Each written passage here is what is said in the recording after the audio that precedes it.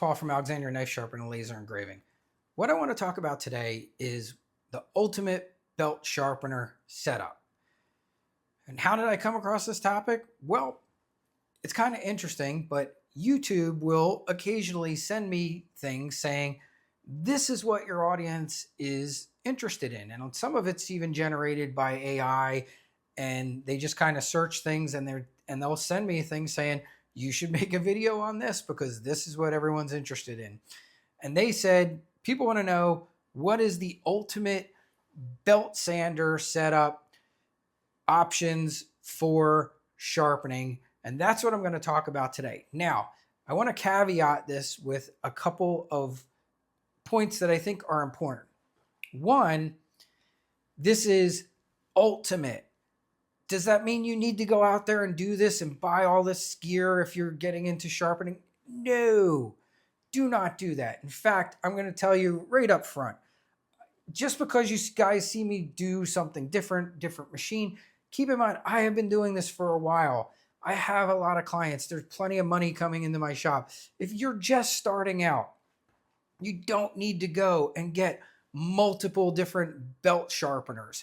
You can do it with one. Okay, you can do everything I'm going to show you. You can do with just any single one of these machines. We are talking the ultimate belt sharpener setup today. Not what you have to do, not the only way to do it, but what is ideally. And there are guys out there like this. I recently have met one, that was kind of like me. Some guys are retiring and getting into knife sharpening as a side gig. Well, that person, might have the money to go out and buy a lot of gear. So I do want to touch on, for someone like that, maybe they want to have a lot of different options. We're going to talk about that and show that. But every time I do this, and it's just the reason why I want to bring it up, someone always sends me a message saying, oh, Paul, I just bought all the Tormek gear. You're not using your Tormex anymore? No, I'm actually using my Tormex right now more than I've ever used them. I'm using them almost constantly, even in combination with my 1x30s and everything else, because the way I sharpen is I take whatever particular item it is, I look at it, and I decide what's going to be the very best item for me in my shop with all these options that I have to sharpen it on. Sometimes it's a TS Prof. Sometimes it's a Tormek machine. Sometimes it's one of my 1x30s. I am lucky and fortunate enough to have multiple options to do that. But if you're just starting out, I want to get this point across to you. You don't have to buy all this gear. You can start with one thing. You can start with one 1x30.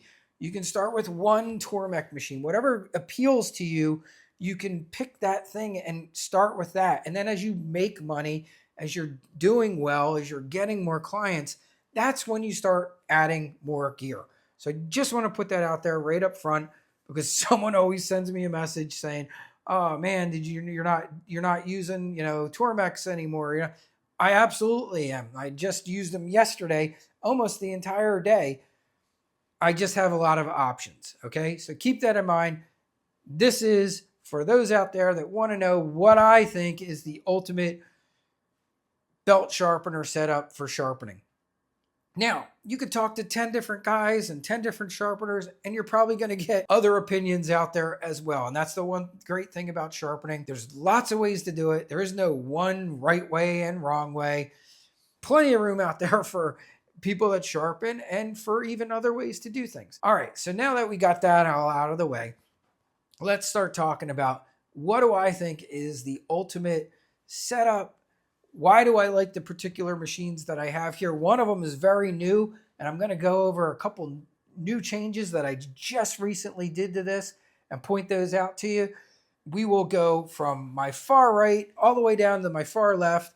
I'll let you know a little bit about each machine, why I like them, but why I still am using them all in my shop, and why I think if you wanted the ultimate setup, why you might want a combination of each of these, with knowing you don't have to do it that way, but it is very nice to have these options or to add them in over time. We're going to start down here with my 2x42 BuckTool, which is converted to variable speed. It will run in both directions.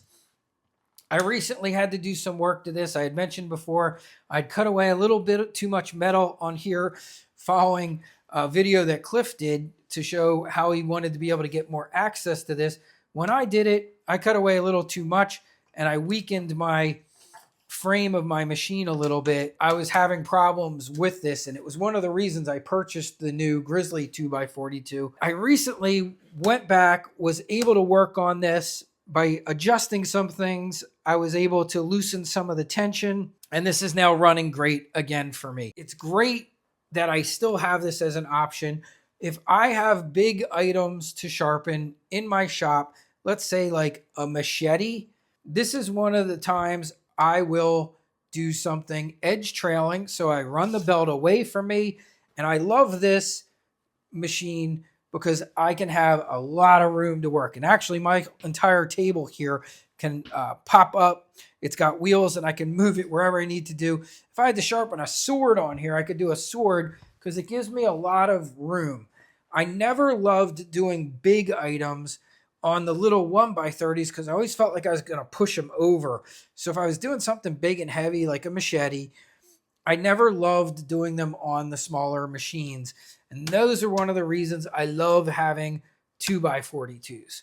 The other reason is what we call conditioning belts. If I'm taking scratches or things out of a knife, these are great for that. This is a 3M conditioning belt.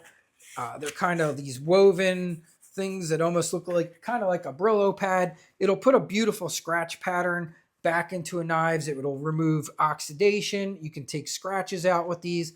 And this is what I originally built this machine for, was to have a bigger surface area where I could run Scotch-Brite belts. And that was another reason. I've also used these for lawnmower blades, numerous things over the years. When I do corrections to knives, or if I have a knife that needs a tip repair, this is many times one of the machines I will go to. I will come here and do my tip repair, grinding the spine down on this nice big platen on a bigger belt. And I have these all the way up. I think I have 36 grit 42-inch belts. Fantastic for many, many things. This one I did convert. I have a video showing how I did it with an arbor coupling. I've never been able to find one of these that was variable speed, so I made my own. And that's all I did. And there is a video out there that shows how I did that. So if you're interested in this machine, this is a BuckTool. It's the model BG2600 BuckTool. I decided I wanted to get another 2x42. If you follow the channel, you guys know I recently did a 3-part series on this, what I liked about it, what I was going to do to it to convert it. And I recently did some more changes to this. And here's a couple little tweaks. I'm going to show you the few things that were not in that video. And I will tell you, I absolutely am loving this machine. Loving it.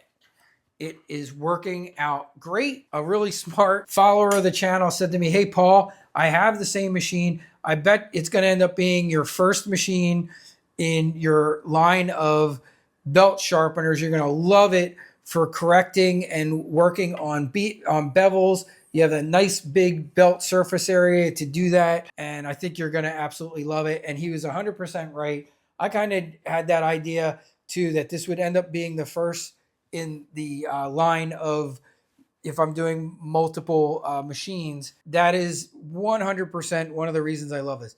For corrections, reprofiling, this machine and doing the rough work is just great. Now, what were some of the recent changes I did? I showed in the video how I made this custom angle guide for this machine. So you can go watch the video if you want to see more details of how I did that. The one thing I did do was I cut off the excess here. And here's the plate. I'm not sharpening down on this part. I'm actually using this other part that I welded to it. But one of the problems I was having, a lot of times when I'm doing a tip area, I want to turn the knife, and especially on a very curved bladed knife, I will do a big turn. And what was happening was I was hitting this right there. Can you see that? Hopefully I'm catching that on video. So I was hitting this, and when I was trying to do the turn, I couldn't do the turn that I wanted to do. So I knew I had to cut that away. So I simply cut that away. And now when I reprofile a knife, or if it's curved and I have to do a turn, I can turn with it and not be running into that.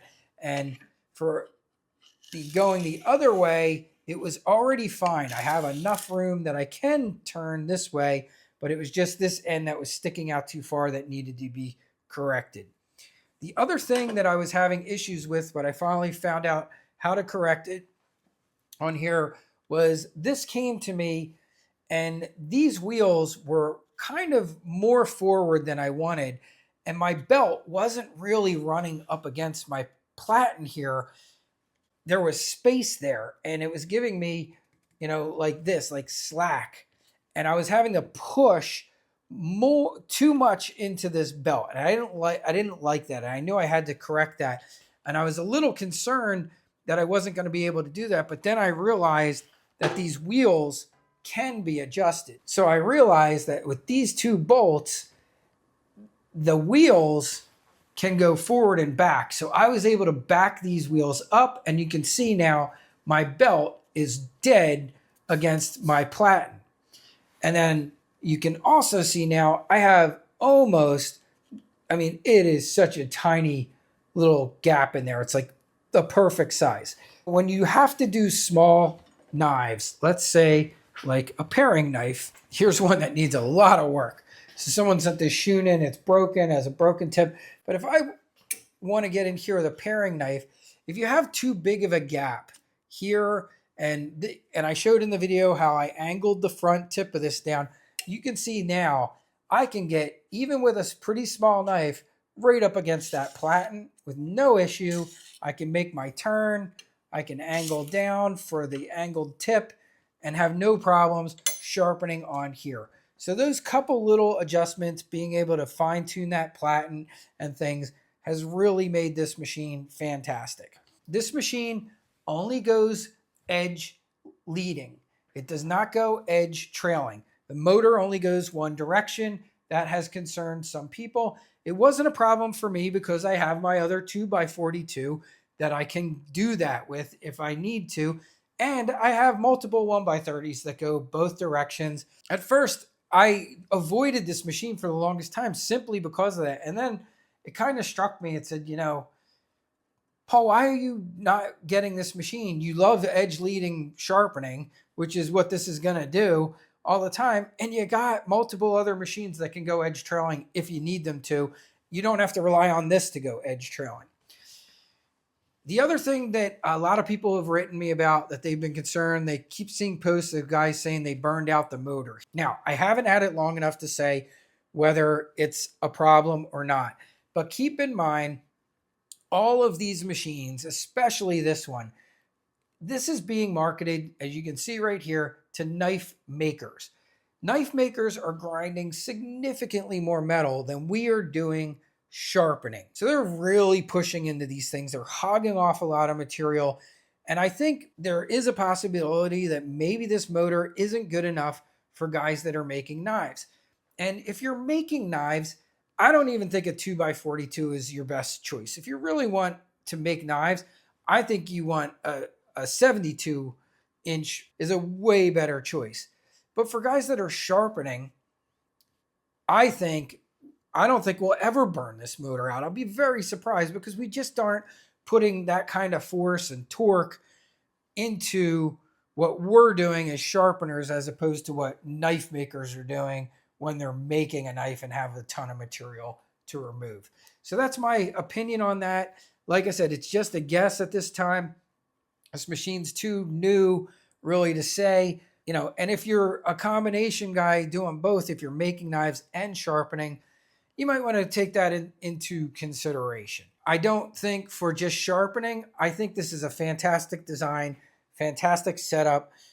And I think we will love it. And I think there will be lots of fantastic modifications out there to come that others will do that will make this machine really great. I am super happy with how I have this running right now for me.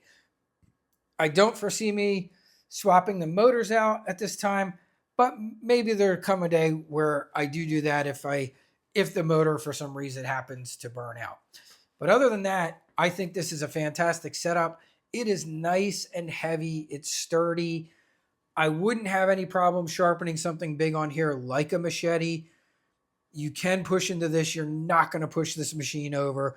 It is a heavy duty machine. All right, so let's go to the left here and get to still my overall favorite sharpener for just about everybody out there, guys starting out or guys that want to have a sharpening service, whether it be in a shop, mobile. I think this Toolcker sharpener is one of the very best. I think it has so much to offer. I love the design. As you can see, it's the knife maker design with the open tops, the adjustable platens, and this particular model even comes with a rubber wheel. So if you do want to run conditioning belts and all kinds of things, you can do that. The other thing I love about this machine is it runs in both directions. So you can do edge leading or edge trailing sharpening. I have many videos out there showing this is my go-to choice for doing boning and flaying knives. And when I do, I drop my height adjustable table all the way down and I work on the very top of the belt, just like you would similar to a Ken Onion work sharp sharpener. And that's one of the reasons why I love this too. If you are a guy that's been using a Ken Onion for years and you love going edge, if you're really big on doing edge trailing sharpening, you can do that right up on the top part of this machine and you'll feel right at home doing that. And then you can also start, if you want to, testing out edge leading sharpening, which I think most people, if they become professional sharpers doing it as a business, you will eventually want to do that all the time because it's just so much faster and I think you get better results. So I'm going to raise this back up to its normal working height. I do love my table setup down here. I will mention that I do have everything on a height adjustable table with a downdraft table to help draw the metal dust down into. And this table is really great. This Work Pro table has 4 different settings. So I can have a setting for working on the 2x42. I have 2 settings for the 1x30 Toolcker. And then I have a setting for my Harbor Freight style ones. But that's why I love this machine. It can do everything that the Harbor Freights can do and then some. And the other reason why I love this machine is it already comes to you with a motor that goes both directions. Yes, there are improvements that we can make to it. I have a video showing how to make the angle guide.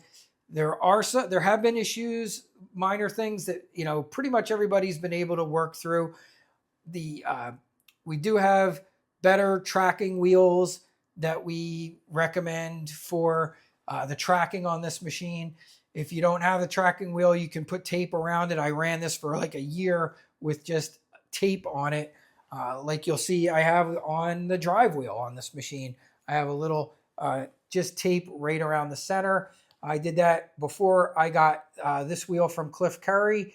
I ran the original wheel with tape on it. Now, the other option you can do is you can put a Wen wheel on here. That will work as well. And having the arched wheel on these machines as opposed to these more flat metal wheels, and the only place you need it really is the tracking wheel, makes this work significantly better.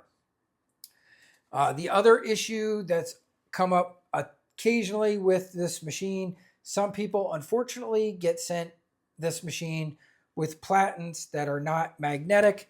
And my way of attaching mine here, which I've shown in videos with using 2 rare earth magnets, if you don't get a magnetic platen with yours, this will not work. Now, if you go into my online store, there is 2 square magnets that I show that are silver from a place. It's outside of Amazon. The link goes to a store that sells magnets. But guys have found that you can fit 2 of those 1-inch magnets on the backside of a non-magnetic platen. And then this buckle guide, if you do the same conversion to it, will still attach to that non-magnetic platen, just being held on through the backside. And that is a option you can do there. Other guys have just had people that they know who do metalworking make them a steel platen and then do this.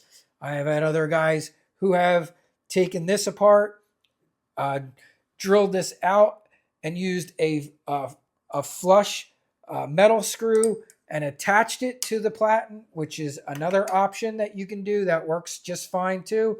I have had guys that have also JB welded this right to the platen, and that will work too. I don't know that it's the best option because you're kind of limiting the use of this, but if that's the only way that you can figure out to do it, it will still work.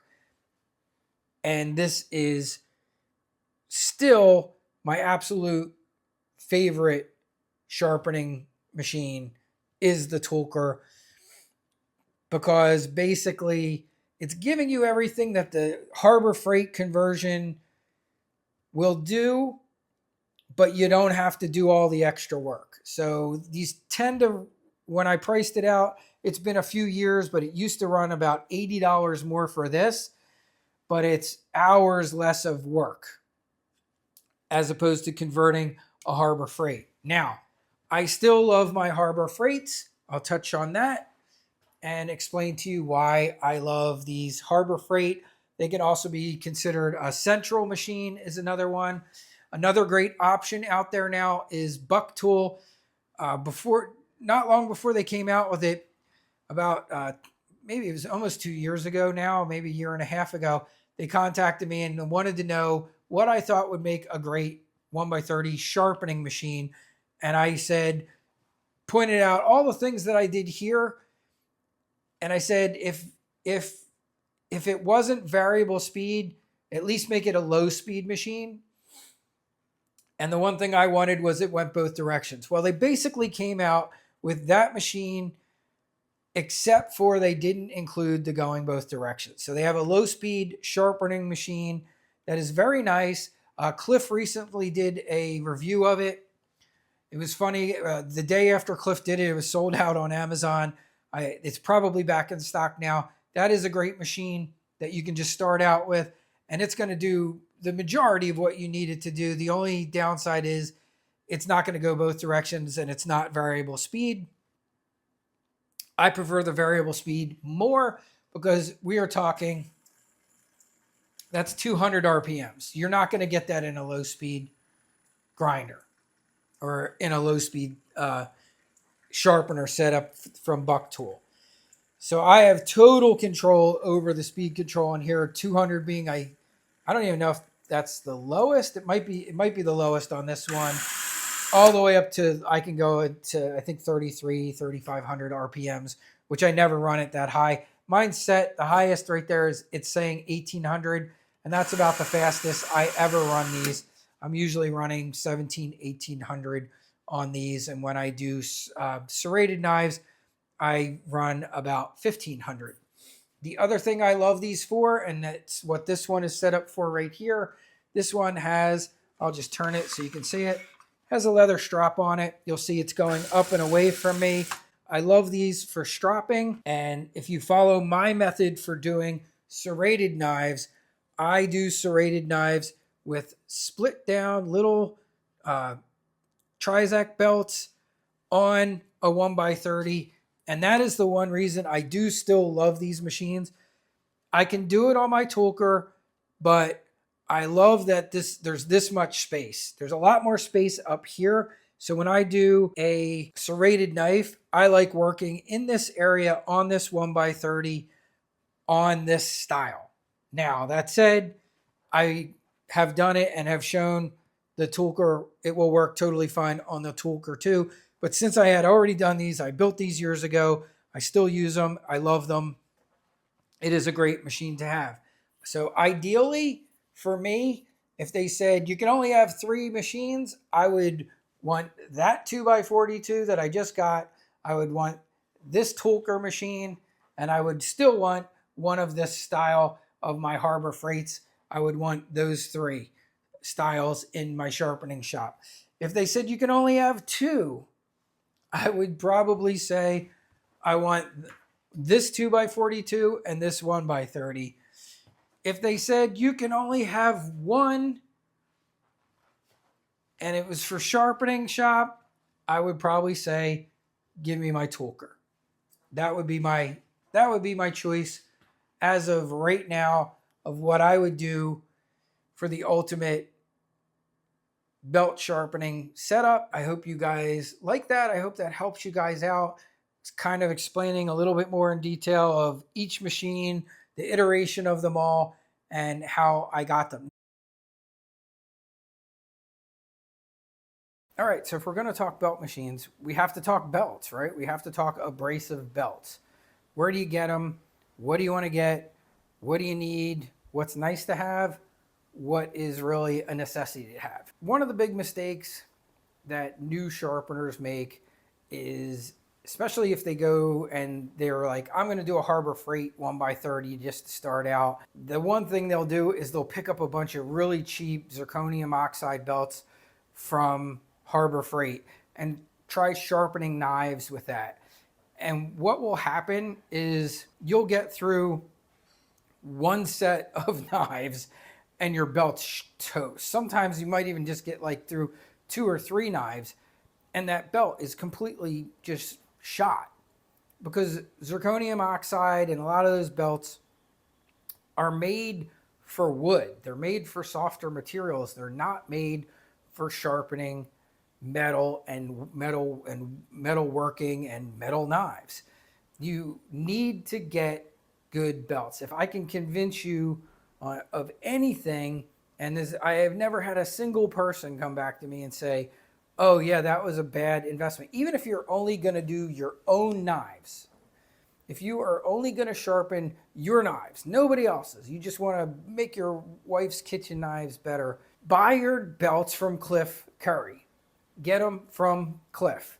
Now, if you're only doing your own knives, you don't need a ton of belts. When you start buying good belts that are made for knife sharpening, you will immediately see the difference, and you will see why sharpeners buy quality belts. It's probably the most important factor, other than getting your machine tuned right, set right, and proper sharpening technique. The very next biggest thing is using a very good abrasive on that machine. I buy all mine from Cliff Curry. I use a 3-belt process. If you're just starting out and money's tight, you can definitely do a 2-belt process. Some people prefer the 2-belt process and not doing 3 belts. I will tell you my process is pretty simple. It's a 120 grit Cubitron belt to start. I almost always do at least a minimum of 1 or 2 reprofiling strokes. Even if the knife looks good, I still do 1 or 2 strokes, because I've always found that trying to start in the middle usually doesn't work out. You end up finding a chip you didn't see or something, and then you have to go back and grind more. So it's never worked. It rarely works out good for me if I'm like, oh, this knife looks good. I'll start at A30. I won't do the Cubitron first. I don't do that anymore. At a minimum, 1 or 2 strokes on the Cubitron belt. Even if I think it looks decent, I still do 1 or 2 strokes on here, raise a burr, and then go to my A30. Now, the A30 for me is my workhorse. I replace those the most, so I buy them in bulk. I will show you. Here's my A30 pack of A30s. I go through these at a minimum once a month, and when I'm sharpening a lot, sometimes twice a month, I'm changing my A30 Trizac belt out. But once you switch to these, I'm telling you, you will thank me. You will say, wow, these are a game changer. Now I see why guys use good belts. If you want, you don't have to go any further than this. Buy the 120 Cubitron, by A30. You can do a 2-belt process, strop. When you're done, you're going to have a wicked sharp knife, 600 grit, plenty good for just about anything out there. Now, I like to do a 3-belt process. Not everybody wants to do that, but that's what I do. And then my customers like that. They like their knives extremely sharp. I actually add a 3rd belt in to my process, which is an A16 belt. You can kind of tell them too by their colors. So we talk about these in grits, and I have videos on this before. These Trizact belts and all abrasives, like lots of abrasives have different rating systems, but most of us in the US, we were trained under things, when we think of abrasives, we think of grit. There's lots and lots of abrasive measurement systems. Sometimes you'll hear me refer to, this A30 as 600 grit, because that's like its equivalent range if it was on a US, grit factor. That would be like the equivalent belt that it is. The next one, when I add the 3rd one in, is what's called an A16, and that's about 1200 grit. And I have a bunch of them in here. I don't go through them as quickly as I go through my A30s. The A30 is doing the majority of the work. This is, my Kubatrons, reprofiling, taking out chips and doing, the grunt work. The majority of the sharpening is being done by the A30. And then my A16, my 1200 grit, I just do about 2 or 3 passes on this. And I just like the little bit of extra sharpness and look that this gives me. But like I said, you don't have to do a 3-belt process. You can definitely get away with 2. But I like to do a 3rd belt process. Now, I also have some 2400 grit Trizacts. I have all the way up to, I believe, 4000 grit. I don't use it that often, but there is occasionally, if I have a really mirrored knife, I might throw on a 4000 grit Trizact and use it. I also have Trizact belts that all the way down to 100 grit. I have 100 grit and 200 grit. I don't find them to be quite as useful. I bought them, most of them that I got was back during COVID. There was a period of time when Cliff ran out of Kubatron belts, so I needed something aggressive, so I got these like lower grit Trizacts. The problem I have with them is Trizact belts do generate more heat. A way better option for if you have to remove material are these Kubatron belts, because they, for whatever reason, they barely generate any heat. Trizact belts will get hot fast, so I use them for sharpening, but I don't use them for a lot of material removal if necessary. For me, the low grit Trizact belts, I don't have a whole lot of use for them. Basically, from A30 on up, I find useful, but I don't really feel the need for ones that are a lot lower than the A30s. But you can try them out if you like. Now, let's talk about some other companies out there. I did mention Red Label abrasives and Combat abrasives. Both of them are great too. I find that most of their stuff is geared towards knife makers, and I get belts from them, but the belts I get from them are basically belts that I can't get from Cliff because he doesn't have them. But these are belts for me if I'm doing like a handle replacement or doing some woodworking. One of my favorites is this J-Flex belt. It's very flexible as opposed to Trizact belts, which are really rigid, and I can back the platen off or run it off the side. And if I'm working on a handle that has, rounded or shaped, these are very flexible belts for getting into tough spots. The only downside is, again, these are really made more for woodworking and that kind of stuff. You wouldn't want to sharpen with these. They won't last long at all. Will wear them out really fast. Sometimes you need a flexible belt to get in some spots like that, and that's where I buy J-Flex belts. Another thing that you can get from those guys are some seriously super aggressive belts. So this is a 36 grit polyester back ceramic belt. It is super aggressive. If you had to work on a lawnmower blade or something like that, and all you have is a 1x30, and you don't want to tear up your 120-bit Cubitron belt on it. So keep that in mind too. That's another reason why, if you're just starting out and you're using one machine for the majority of your stuff, it doesn't hurt to have some other belts, because if you're doing, let's say, a lawnmower blade, it's got some big chips in it and you got to take off a good bit of material. Even though you could do it on your 120 Cubitron, you're gonna start wearing that out sooner than you want to. Keep these for your knives and use something that's more aggressive. Now, I will say this too: you can get much more aggressive Cubitron belts. As an example, this is a 50 Cubitron belt here too, and you'll see those from Cliff. So even though I have some really aggressive belts from Red Label and Combat Abrasives, I can also get really aggressive Cubitron belts, which are my favorite, from Cliff, and that's pretty much what I do.